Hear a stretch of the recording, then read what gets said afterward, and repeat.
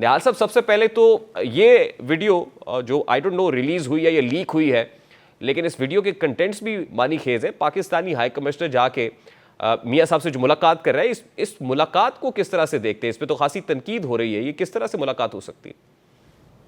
बिस्मिल्लाहिर्रहमानिर्रहीम।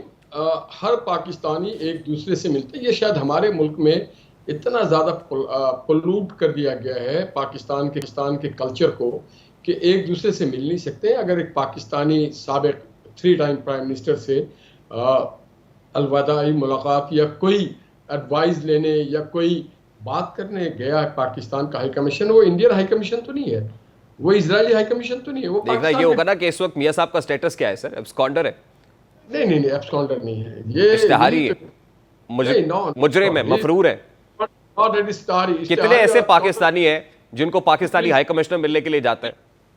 Please try to understand. देखिए, मैं एक वकील हूँ, लीगल टर्मिनोलॉजी में उन्हें दिया गया था, बेल आउट किया गया था, और बेल आउट करने के बाद पाकिस्तान की मुअज़्ज़िज़ अदालत ने बेल आउट किया और पाकिस्तान के मुअज़्ज़िज़ काबीना ने उसे सर्टिफाइड किया है कि इनको इलाज के लिए पाकिस्तान से बाहर जाने की इजाजत दी जाती है। कितने अरसे के लिए?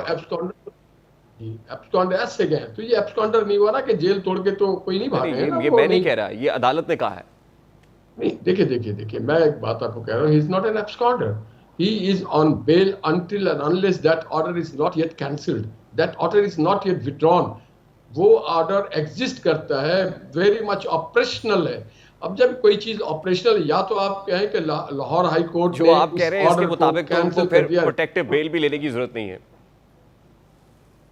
देखिए, बहुत सारे ऑप्शंस हैं, प्रोटेक्टिव बेल भी है, 426 भी उनका ऑलरेडी लगा हुआ होगा। मैं उस तरफ आता हूं सर, आपका ताल्लुक भी लीगल फर्टर्निटी से है, लेकिन मैं ये कह रहा हूं कि ये जो नैरेटिव बिल्डिंग जाके मशवरे ले रहे हैं, वो पाकिस्तानी हाई कमिश्नर भी मशवरे दे रहे हैं कि आपका नैरेटिव ये होना चाहिए, क्या ये उनका मैंडेट है?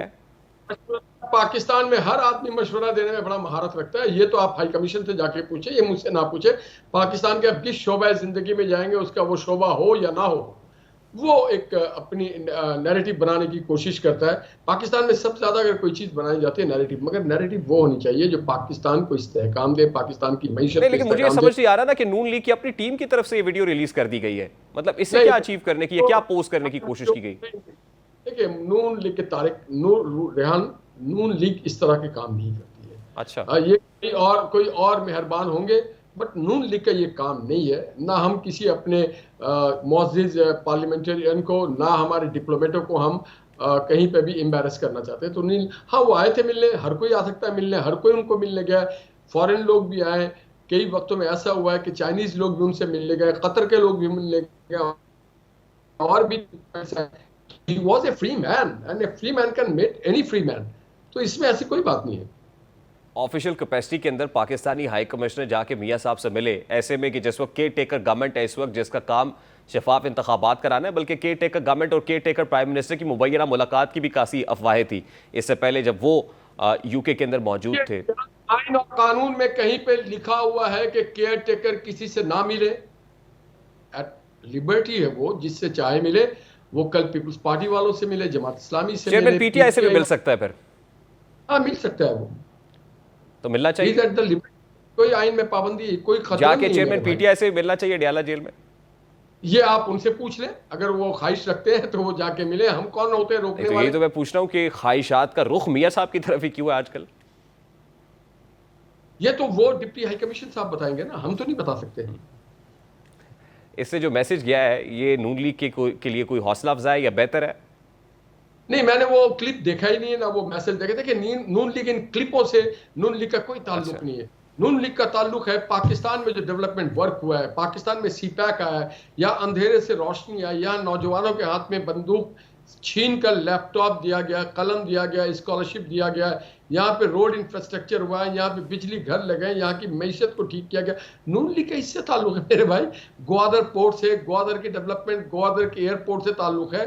तो नून लीग तो तरक्याती काम कर रही होती है पाकिस्तान। ये वही बयानिया है जो डॉक्टर फैसल साहब कह रहे थे मियां साहब को जाके लेके आए, यानी बयानिया तो यही होगा। अब मुझे बताएं सर, आपका ताल्लुक क्योंकि लीगल फर्टर्निटी से, ये जो supreme court practice and procedure bill का फैसला आया है, क्या आप यही एक्सपेक्ट कर रहे थे ऐसे ही आएगा, और इसमें कोई स्पेस है मियां साहब के लिए? रेहान, इससे अगर ये फैसला ना आता तो एक फ्लड गेट खुल जाता है कि जब किस हद तक हम रेट्रोस्पेक्टिव इफेक्ट के उन केसों को समाप्त का मौका देते हैं और उनकी अपील लगती, फिर तो हजारों नहीं लाखों के हिसाब से केसेस आ जाते हैं कि जी हमारी समाप्त की जाए, हमें अपील। तो ये एक फ्लड गेट नहीं खोला गया, मगर ये बहुत अच्छा अमल है और मैं समझता हूँ ये एक बड़ा दूरंदेशी का फैसला था। इससे नवाज शरीफ साहब के केस में कोई फर्क नहीं पड़ेगा। आर्टिकल 184(3) की जुरिस्डिक्शन के तहत जो फैसला था जिसमें मियां साहब को डिस्क्वालीफाई किया गया था, अब अपील का हक मियां साहब के पास नहीं होगा क्योंकि इसमें रेट्रोस्पेक्टिव इफेक्ट तो नहीं है, माजी के फैसलों पर इतलाक नहीं होगा। पार्लियामेंट ने अमेंडमेंट इसमें लाया है 63H के तहत 5 साल म्याद मुतय्यन कर दिया गया, मुक़य्यद कर दिया गया है, ना इससे ज्यादा होगा ना इससे कम होगा। तो मियां साहब को जो डिस्क्वालीफाई किया गया था वो तो अब वाइड हो गया है, वॉइड, और अब मियां साहब पे वही चीज अप्लाई होगा जो 5 इयर्स का टर्म्स होता है। तो it is very much applicable for any XYZ, और मियां साहब के ऊपर भी होगा। तो मियां साहब के वो टेन्योर गुजर चुका है 5 साल का, मेरा जो 5 साल का था मेरा भी गुजर चुका था, दानियाल का था और बहुत सारे ऐसे लोगों का था, कैप्टन सफदर का था, मरियम बीबी का था, मेरे ख्याल से पाकिस्तान इससे पहले आपको याद होगा। लेकिन वो जो दाग लग गया था डिस्क्वालिफिकेशन का वो धुल तो नहीं सकेगा, अगर अपील का हक होता तो वो दाग तो कम से कम धुल जाता। नहीं, वो दाग नहीं लगा था। देखिए, दाग नहीं कहते इसको, सियासी लोग हैं उनको पता, आज से नहीं अयूब के दौर से हो रहा है। एब्डो कभी लगाया गया, कभी LFO के ऊपर कुछ लोगों को नजर किया गया, किसी को नैब ज़दा कह दिया गया, किसी को नैब साहब कह दिया गया। तो इससे कोई फर्क नहीं पड़ता है, फैसला करने वाला अल्लाह और उसके बाद पाकिस्तान के अवाम। अगर पाकिस्तान के अवाम किसी को मुंतखब करना चाहे तो उसको कोई रोक नहीं सकता, और अगर किसी को रद्द करना चाहे तो उसको कोई बना नहीं सकता है। अच्छा निहाल साहब, मुझे बताइए कि अभी तक लीगल टीम ने अदालत का दरवाज़ा नहीं खटखटाया है, यानी कोई प्रोटेक्टिव बेल या इंटरिम या ट्रांजिट बेल के लिए रुजू नहीं किया है, तो प्लान क्या है या लाइन ऑफ एक्शन क्या है? आपको आराम से बताएंगे रेहान, सब आहिस्ता आहिस्ता थोड़ा सा धीरज रखें, इंशाल्लाह आपको बताया जाएगा। और हमारा लाइन ऑफ प्लान क्योंकि आज मैंने टेक्निकल लैंडिंग के बारे में भी सुना ना कि इस्लामाबाद में भी कुछ मुख्तसर मुद्दत के लिए, वक्त के लिए लैंडिंग हो सकती है, वहाँ पे अदालत में सरेंडर करके फिर लाहौर आएंगे। तो मैं इसलिए जानना चाह रहा हूँ ये टेक्निकल लैंडिंग क्या है? देखिए, मैं एक बात बताऊं, अगर ना भी उनको मिले जमानत और उनको कस्टडी में भी जाना है तो सो व्हाट, नवाज शरीफ पहले भी जेल गए हैं ना, लंदन से आए, बेटी का हाथ पकड़ा और सीधा अडियाला पहुंच गए, तो क्या हो गया? अगर इस बार भी अगर जेल चले जाएंगे तो कोई फर्क नहीं पड़ता। हुआ ये था ना कि जेल चले गए थे और उसके बाद नून लीग बुरी तरह से हार गई थी। उनका एक बुनियादी राइट है, 426 इज वेरी मच ऑपरेशनल, और 426 के तहत आ जाएंगे। अगर किसी को शौक है उन्हें जेल में भेजने का तो मियां साहब ने कब इनकार किया? इससे पहले भी माफी गवाह है कि मियां साहब हमेशा तैयार हैं इस बात के लिए। अब की बार गिरफ्तारी के मुताहम्मिल हो सकता है? क्यों नहीं हो सकता? अगर मोहम्मद नवाज शरीफ साहब को कोई, पिछले बार भी क्या मियां साहब एब्सकॉन्ड तो नहीं है, जब कस्टडी लेने आए ऑथोरिटीज तो वो चले गए, अपनी बेटी का हाथ पकड़ा और सीधा अडियाला जेल चले गए, और उस वक्त तक अडियाला जेल में रहे। 2 दिन की रिलीफ मिली जब उनकी अहलिया के इंतकाल का खबर मिला, और उस वक्त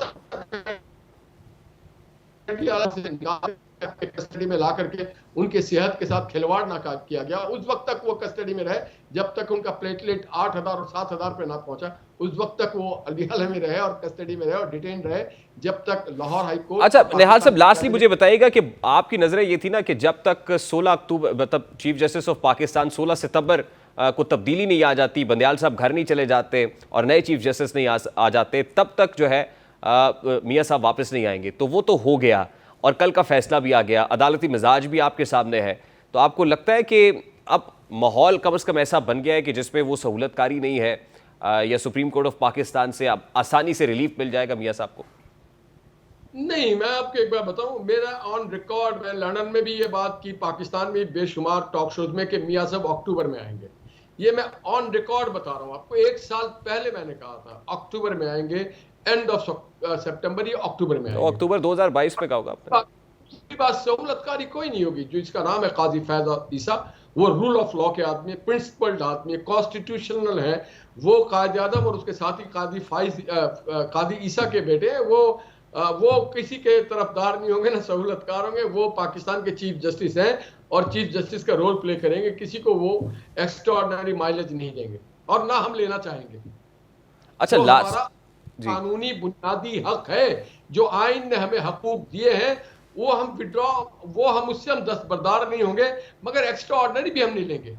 अच्छा, लास्टली निहाल साहब, ये जलसे वलसे मनसूख कर दिए हैं नून लीग ने और उसकी वजह एनर्जी क्राइसिस भी बताई जा रही है, फिर मीनार पाकिस्तान जलसा भी करना है, वो भी स्केड्यूल्ड था, तो ये हो क्या रहा है? मतलब क्या इंतखाबात कोई डिले होने जा रहे हैं? जनवरी में इंतखाबात नहीं हो रहे? नहीं, ये तो कबल अज़ वक्त है कोई बात करना। इसके लिए मजाज अथॉरिटी जो है पाकिस्तान की इलेक्शन कमीशन है, और मैं समझता हूं कि इलेक्शन कमीशन के किसी तर्जुमान को आप पूछें, मैं अपने तरफ से बात करूं तो वो नामुनासिब सी बात होगी। बहुत बहुत शुक्रिया, बहुत शुक्रिया निहाल साहब आपके वक्त के लिए।